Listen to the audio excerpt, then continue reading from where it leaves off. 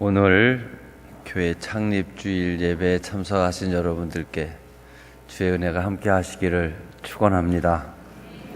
열왕기상 8장을 보면 솔로몬이 아름답게 성전을 짓고 온 성도들과 함께 예배를 드릴 때 하나님께서 약속을 해주시고 은혜를 내려주셨는데, 오늘 창립주일 예배에 참석하신 여러분들께 우리 주님께서 주시는 약속과 은혜가 더욱 새롭고 충만하시기를 축원합니다.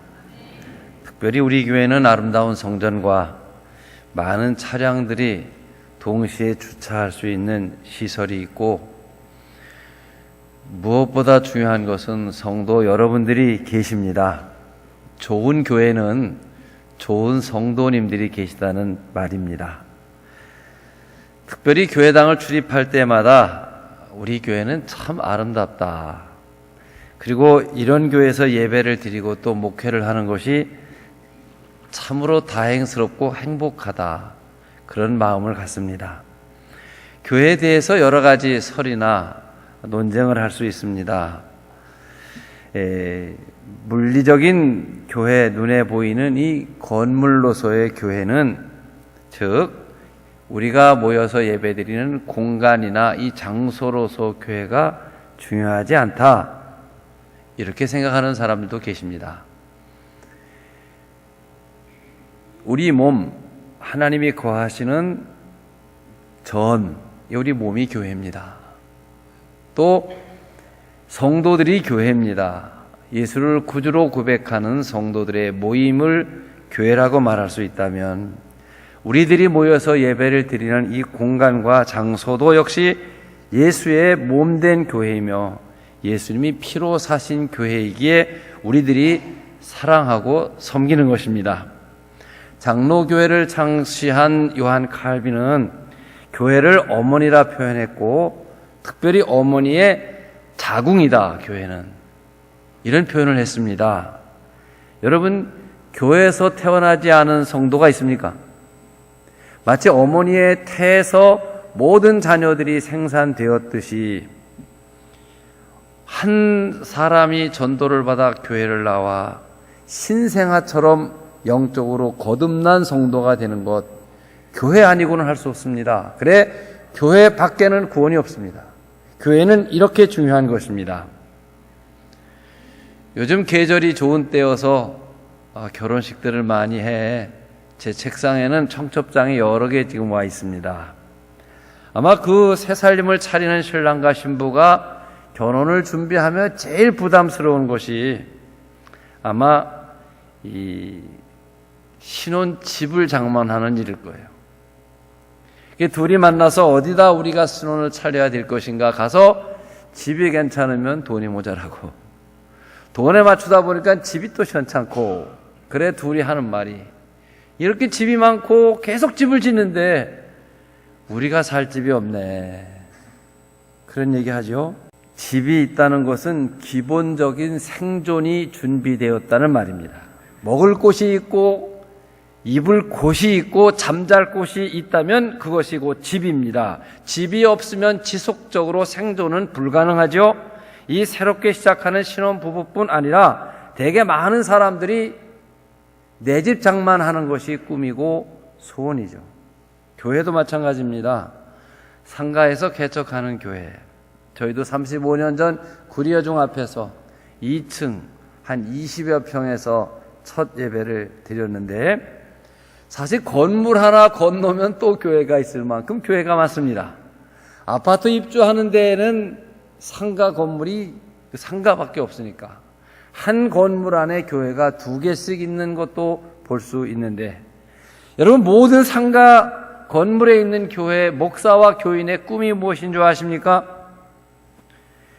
우리 교회를 갖는 겁니다. 언제라도 달려와 차를 세우고 들어가서 마음껏 찬양하고 기도하고 마음껏 우리의 자녀들이 뛰놀고 교제할 수 있는 우리 교회가 있는 것, 이게 목사의 꿈이고 교인들의 소원이에요.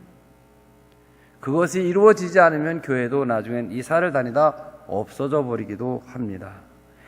이 시간과 공간에 구애를 받지 않고 마음대로 찬양하고 기도하고 교제하고 우리의 자녀들이 자라나고 이런 교회는 중요한 것이지요. 여러분의 지난날 추억들을 회상해 보십시오. 교회에서 맨 처음 예수를 믿어 거듭난 신생아로 신앙생활 출발하셨잖아. 세례받고 생애 전부가 교회와 함께 하는 것입니다. 저도 초등학교 때 이 성탄절 이브, 크리스마스 이브라고 그러죠. 12월 24일 날 이렇게 율동하고 노래하던 생각이 납니다. 그런데 여러분도 다 마찬가지시죠. 옛날 시골 학교는 학교에 풍금이 하나 있는데 고장나면 풍금 없이 음악 공부했어요. 그래 제가 노래를 잘 못해. 그런데 교회는 피아노가 있어요. 낡은 게. 아무도 가르치는 사람 없는데 먼저 배운 사람이 뒤에 사람 가르치고 해서 찬양대가 있고 악기를 다루는 사람들이 있었어요. 중고등부 때는 가을이 되면 문학의 밤을 해서 시를 낭독하고 그랬어요. 그런 교회의 과정을 통해서 여기까지 왔습니다. 개구장이 시절 교회에서 뛰고 떠들다가 권사님들 안수집사님한테 야단 맞고 그런 생각도 나고, 또 청소년 시절 지나고 교회에서 연애하고 교인들의 축복을 받으면서 배우자를 만나고, 그 배우자를 만나 우리의 자식들을 생산하여 그 아이들이 또 성탄절 부활절 때 계란을 먹으면서 교회에서 뛰고, 그러다 보니까 이제는 손자 손녀의 재롱을 보는 것처럼 일평생을 교회와 함께 가는 것입니다. 단순히 교회가 예배를 드리는 공간만이 아니라 우리의 생애 전부가 교회와 함께 하고 있죠. 이것이 교회입니다. 요즘 미국이 예루살렘을 이스라엘의 수도로 인정하고 텔아비브에 있던 미국 대사관을 예루살렘으로 옮기면서 이 중동이 또 시끄러워 전쟁 그런 분위기가 잡혀져 있습니다.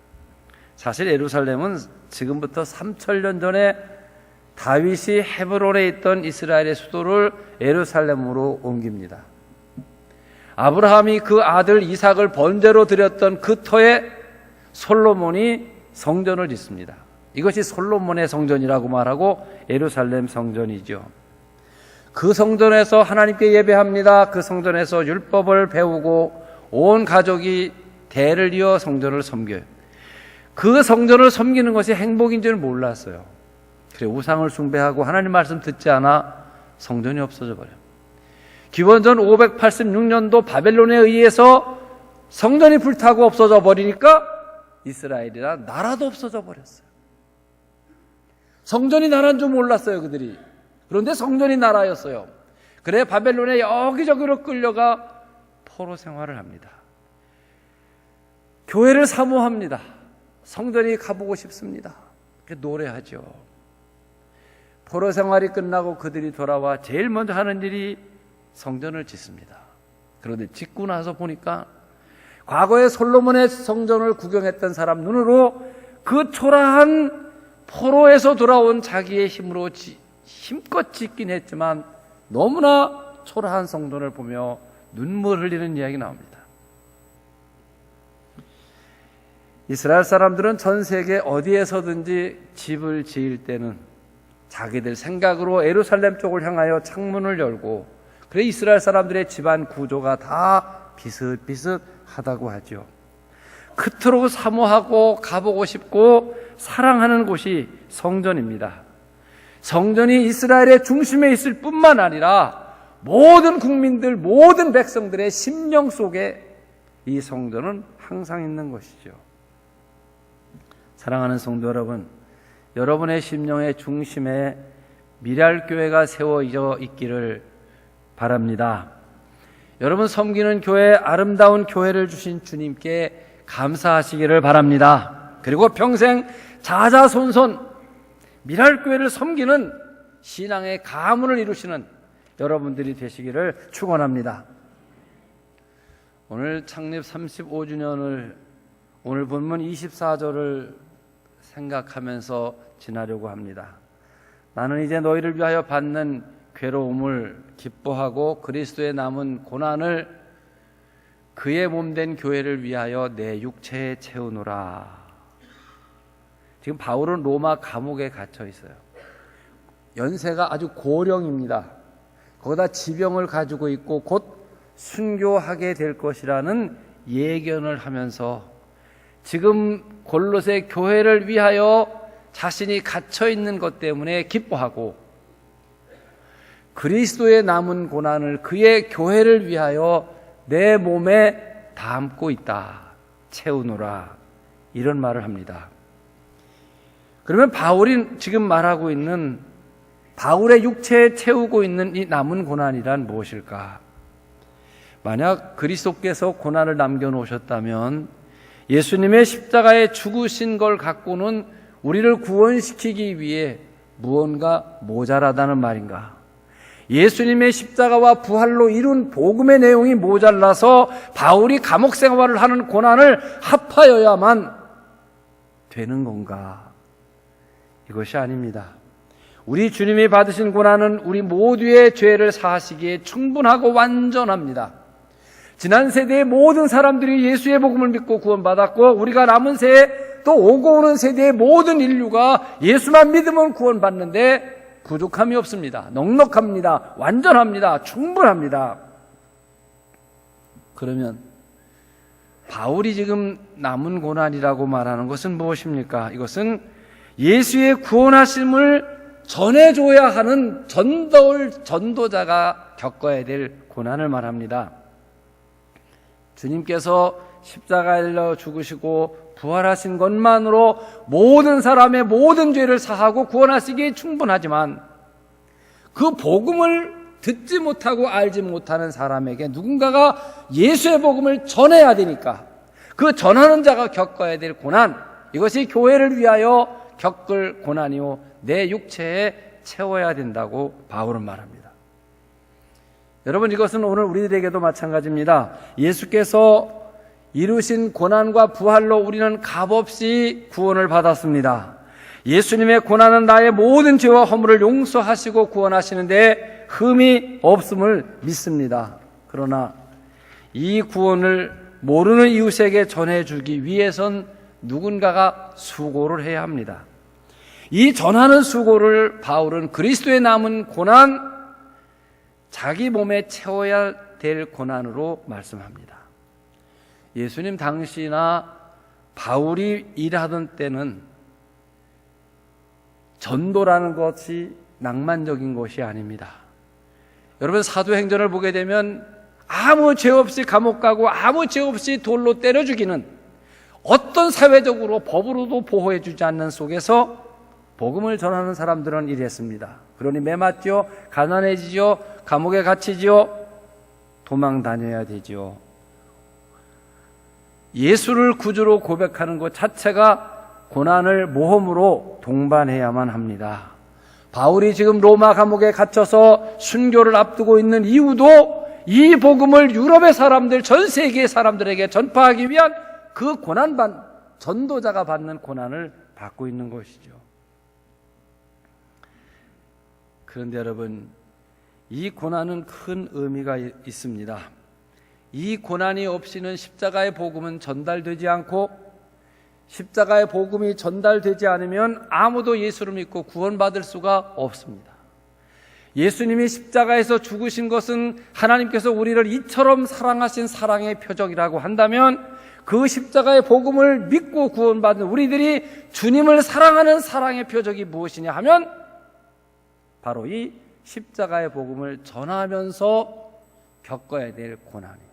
이 전도자가 겪는 고난을 겪는 그 성도들이 지금 예수님 십자가 사랑을 나타내는 표적이 된다는 말이죠.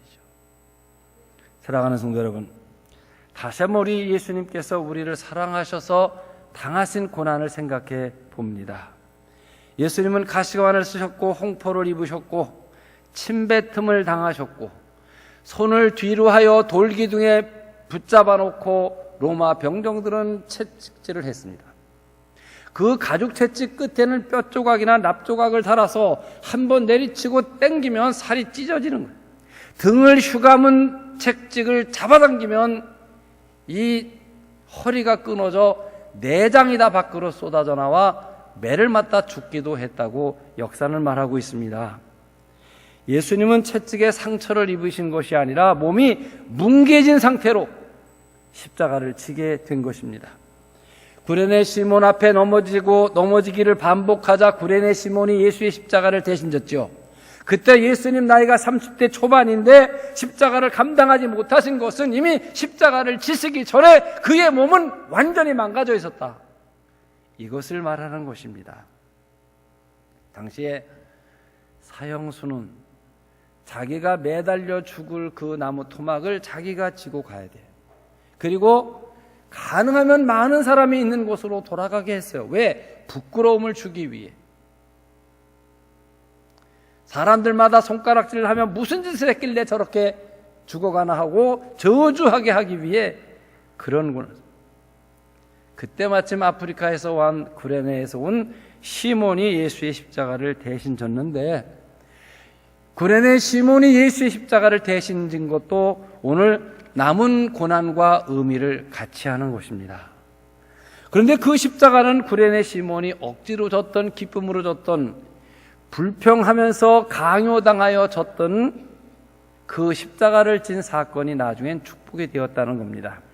십자가를 지고 주님의 뒤를 따라가면서 십자가에 담긴 뜻을 알았고, 십자가를 세워지며 십자가 위에서 예수님이 하신 말씀을 듣고 어떤 모습으로 예수님이 운명하시는지를 현장에서 목격하는 놀라운 증인이 되기도 했고, 그의 온 가족들이 구원을 받아 초대교회의 유명한 중심 인물이 되어 선교를 뒷받침하게 되었고, 그 억지로 진 그 십자가가 그 현장에서 구레네 시몬에게 큰 축복이 주어지는 선택받는 기회가 되었다는 거예요. 사랑하는 성도 여러분, 우리들 입장에서 볼 때 십자가를 진다는 것이 얼마나 귀하고 복된 일인가요? 뜻도 영문도 모르고 강요되어 억지로 지기 싫은 십자가를 지고도 구레네 시몬과 그의 자녀 손이 대대로 오늘까지 칭찬을 받고 있는 이 귀한 복을 받았다면, 이 뜻을 알고 사랑으로 감사하면서 우리가 십자가를 칠 때 얼마나 큰 축복이 우리들에게 임하겠느냐는 것입니다. 사랑하는 성도 여러분, 우리는 분명히 주님 앞에 서는 날이 있겠죠. 그때 주님께서는 여러분에게 어디서 신앙생활을 하다 왔니? 하고 물으실 수도 있겠죠. 네, 저는 미랄교회에서 신앙생활을 하다 왔습니다. 그래? 내가 너희를 십자가에서 구원하고 그 십자가의 구원을 알지 못하는 사람들에게 전도하라고 이 남은 고난의 십자가를 미랄교회에 두었는데, 그 미랄교회가 받은 그 십자가 너는 어떻게 하다 왔니? 여러분 한번 상상하고 대답을 해보세요. 우리는 주님 앞에 내가 미랄교회를 섬겼습니다, 자랑과 긍지를 가지고 힘있게 대답할 수 있을 만큼 교회를 사랑으로 섬겨야 됩니다. 그리고 이 섬김의 뜻을 알든지 모르든지 섬기는 것은 복이 됩니다. 우리가 모든 것을 계산하고 섬겨서 복받는 것이 아니잖아요. 여러분은 모두 엄마의 젖을 먹은 기억이, 그 기억이 안 나겠네. 분명히 기억 안 나도 젖 먹고 자란 거예요. 그런데 그 젖을 먹을 때 그 젖의 영양을 분석해보고 젖 빨아 먹은 분 계셔요? 여기는 칼슘이 얼마큼 들고 비타민이 얼마큼 들고 단백질이 얼마큼 들었는데 몇 모금을 먹으면 어떻게 되겠다 계산하고 먹은 사람이 있냐? 없어요. 우리는 하얀 젖을 먹었는데 까만 머리가 자라고 까만 눈동자가 생겼어요. 액체인 이 젖을, 물 같은 젖을 먹었는데 뼈가 자라고 이빨이 자라고 손톱 발톱이 자라. 설명할 수가 없는 거예요. 계산하지 않고 그 젖을 먹은 것이 우리가 건강하게 오늘을 살아가는 시작이 되었죠. 복음을 전파하고 교회를 섬기는 것이 이익이 될 것인가 손해가 될 것인가 계산하지 마십시오. 우리는 순종하고 복종하는 것입니다. 십자가는 지면 유익한 것이고 축복이 된다는 사실을 믿으시기를 바랍니다. 우리 역사적인 일을 한번 상상으로 재현을 해보면, 지금 예수님이 십자가를 지고 가십니다. 우리 교회 앞에 쓰러져 계십니다. 아니, 여러분 앞에 쓰러져 계십니다.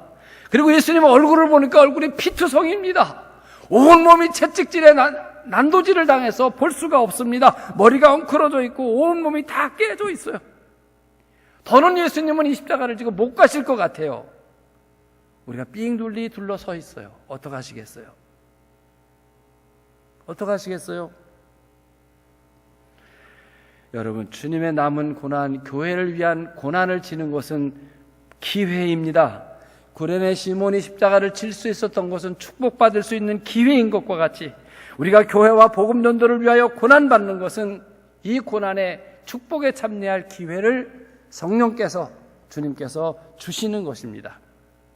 이 기회가 시간이 지나고 나면 주님이 거두어 가실지도 모르죠.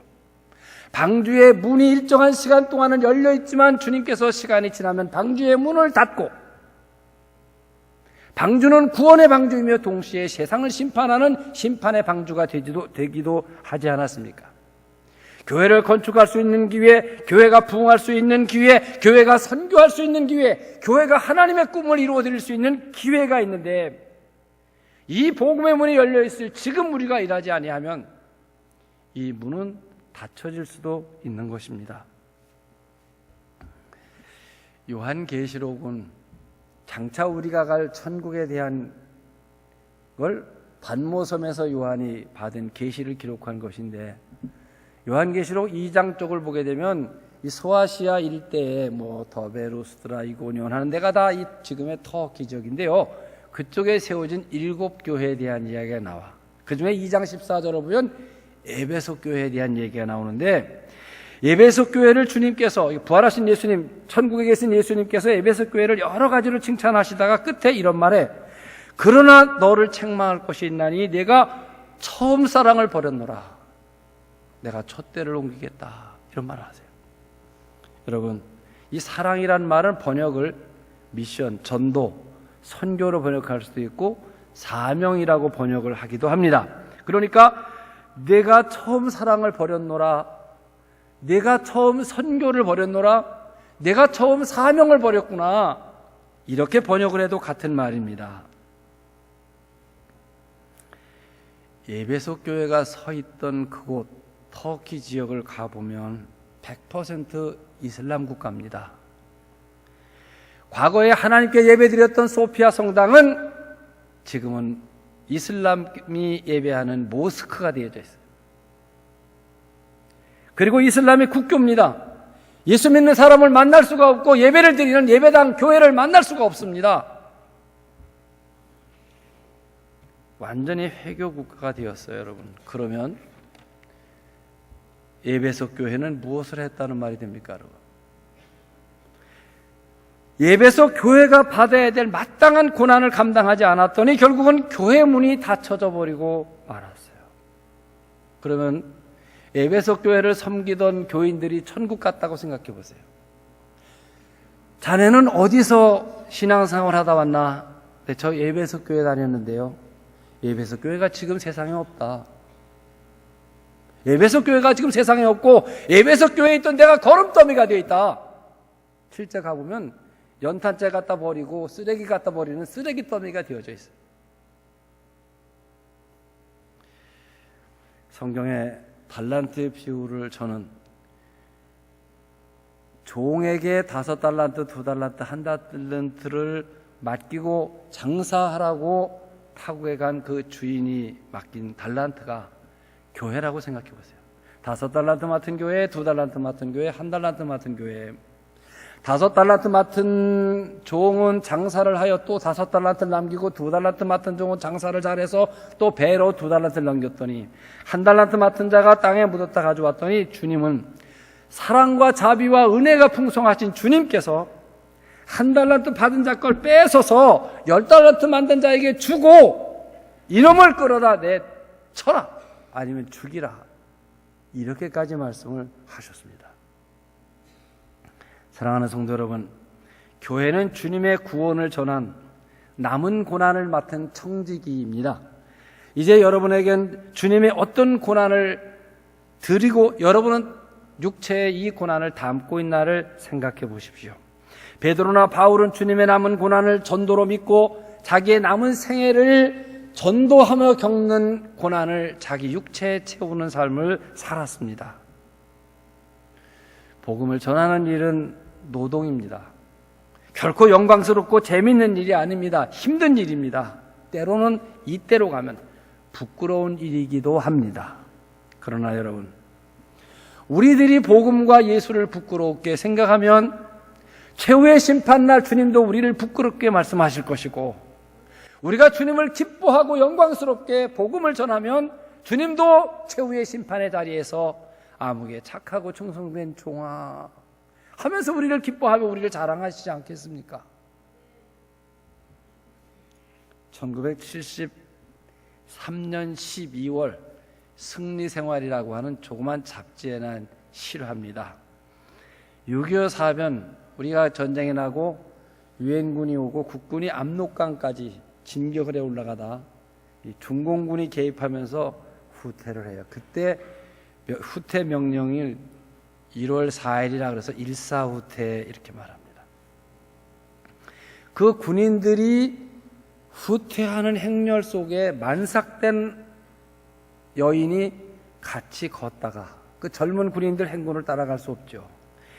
억수로 춥고 눈이 펑펑 쏟아지는 추운 날 이 여인은 더 이상 군인들과 따라가지 못하고 게을려 다리 옆으로 내려갑니다. 이 작전 중인 군인들은 그 여인을 돕고 싶지만 작전 중이어서 도울 수가 없습니다. 그래 이 군인들이 일부가 그 마을 언덕 위에 있는 교회에 가서 목사님 마침 거기는 백인 선교사 목사님과 목회를 하고 있습니다. 지금 저희와 함께 만삭된 여자가 오다가 다리 아래로 내려갔는데 아마 해산을 하고 있을 것 같습니다. 저희는 지금 작전 중이어서 더 이상 도와줄 수 없고 갑니다. 목사님 갔어요.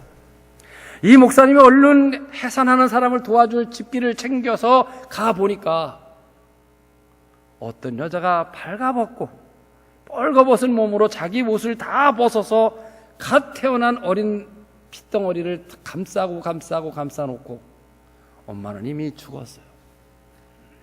그리고 이 아이도 이제 죽어가고 있는 거예요. 얼어서. 그 목사님이 그를 입양을 합니다. 그 아이를 입양을 해서 키웁니다. 그리고 그 엄마의 무덤을 그 옆에 언덕에 장사를 지내주고, 이제 목사님은 선교 기간이 끝나고 다시 본국으로 돌아갔어요. 이 아이가 자라나면서 자기 생명, 이 출생에 대한 고민을 합니다. 나는 분명 동양 사람인데 왜 백인 엄마 아버지 목사의 자식이 되어져 있을까? 나의 출생의 비밀은 무엇일까? 왜 사춘기 되면 그런 걸로 고민하고, 그때 잘못되면 애가 타락하고 그래지는 거예요.